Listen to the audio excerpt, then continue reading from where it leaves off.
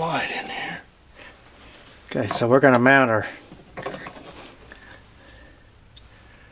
our stop just a little, just a hair past, because the door is going to slam against this anyway.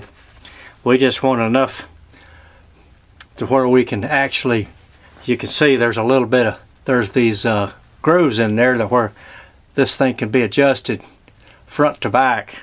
So that's why we want it just a hair in front, so as the door is closing, or when it closes, then you can adjust the door if it's out too far or back too far, either way.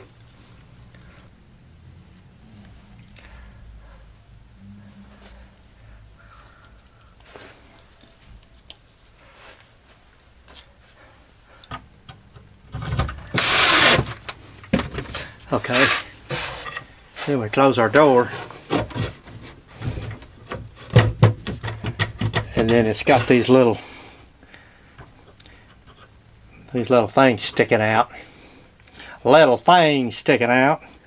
That it'll mark the back of the door.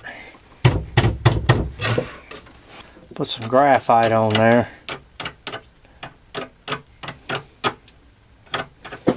Graphite on the little things.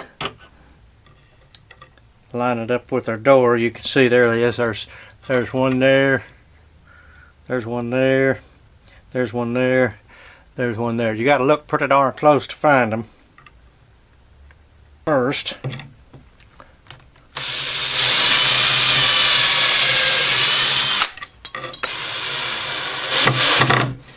all right. Try it.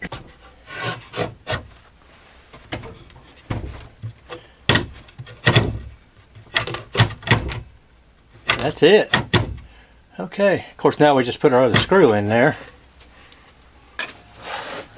You can always mount,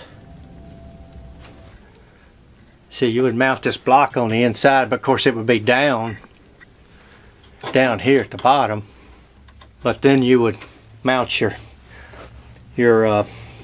closer on here.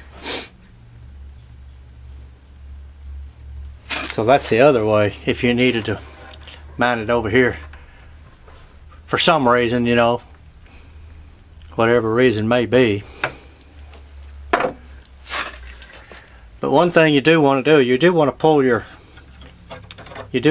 closer out away from the edge, because if you mount it right on the door, I mean on the cabinet itself, what's going to happen is when you mount this little thingy, well, it's going to be right over.